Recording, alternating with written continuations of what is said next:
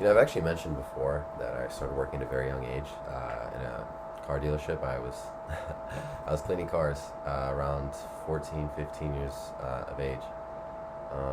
Now, as I've also mentioned, I climbed my way up from there. A pretty big corporate ladder, actually, to kind of find myself where I am today. So I had a big role model, which was my dad. When I was younger, he taught me a lot of things. So, uh, and I know a lot of people say don't give up on yourself. I don't think they really know how to express it though in their own way. I kind of want to bring up an actual story. Uh, it's something my dad told me when I was very young. Ronald Wayne, he was one of the first four co-founders of Apple. Now, you guys know how big Apple is, obviously. Now, obviously, starting out, they didn't have much money to work with. Ronald Wayne was one of the main investors of Apple. He had invested an entire $800 worth of shares in Apple. It doesn't seem like much today, obviously, but that was worth about 50% of the company back then. 8 hours before the Macintosh went live, Ronald Wayne pulled out his $800 worth of shares he had originally invested for profit at the time. They had appreciated slightly. Although, what Ronald Wayne failed to realize is that once the Macintosh went live and Apple exploded, those $800 worth of shares, today reside over 1.5 billion. It's a funny story that people kind of like to tell. Ronald Wayne is the guy that now lives outside Las Vegas in a trailer park with a net worth of probably in the negatives. Um, I want to bring up another story. I heard this one a little bit ago. I think this was on, not a little bit ago, it was actually a while ago, but that was on, it was on YouTube actually. It was talking about two men that just finished running a marathon. Now, at the end of the marathon, there was a free bagel stand. Now, one of the men says, "Come on, man, let's go get the free bagel," because there's two of them. He's telling his friend, "Come on, man, look at the free bagel. Let's go get one." The other guy says, "Man, come on, look at the line. It's going to take maybe 45 minutes, hour and a half? Hour and a half to wait for a free bagel, man. Let's go down the street and pay for one." The other guy says, "No, let's get the free bagel. It might be a bit of a wait, but let's get the free bagel." The other guy, he doesn't agree with him. He says, "No, I'm going to go down the street and pay for my bagel." And you know what? One more time.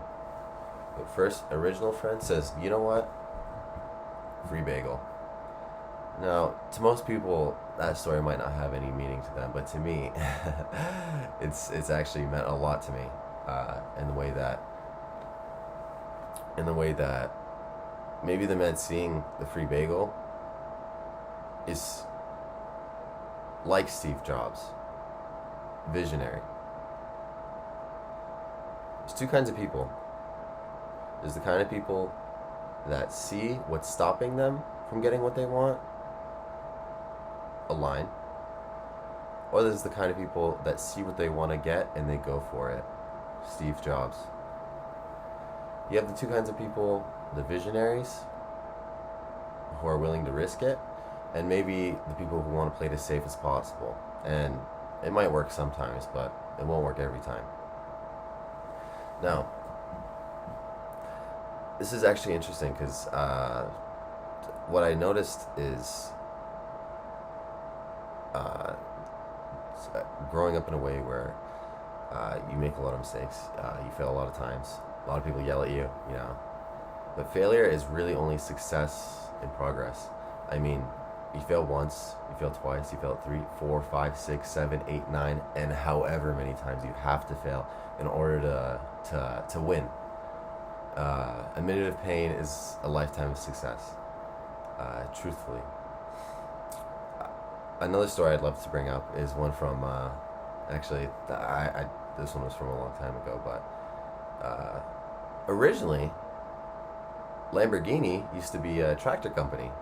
I know a little bit about cars. Lamborghini used to be a tractor company. They used to make tractors for farm equipment and everything else.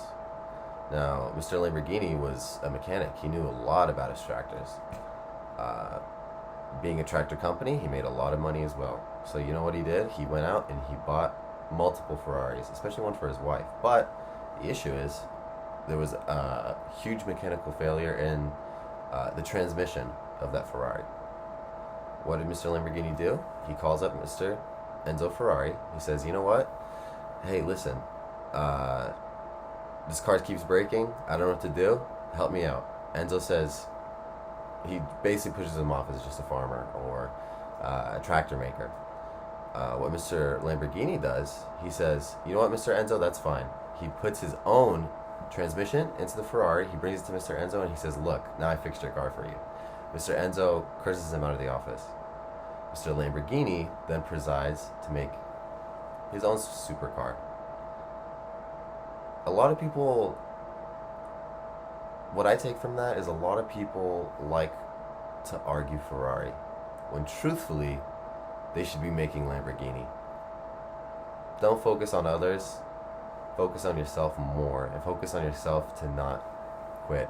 You know, when a defining moment comes along, you can either let the moment define you, or you can define the moment. It's just a little bit of advice I have. I have a lot of stories I would love to tell, but this video can only be a certain amount of length. So thank you so much for listening, and thank you so much for your time.